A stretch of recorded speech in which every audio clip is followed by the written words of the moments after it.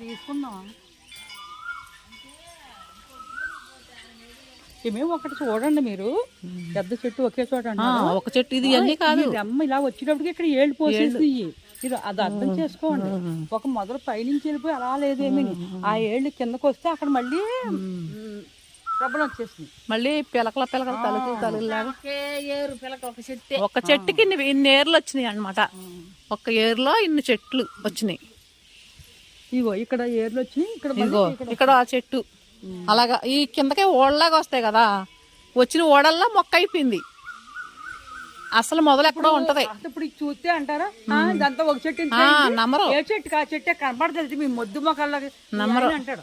ఇప్పుడు ఇగో దీని మొదలు ఇక్కడ ఉంది, దీని మొదలు ఇక్కడ ఉంది. నమ్మరు చెప్తే.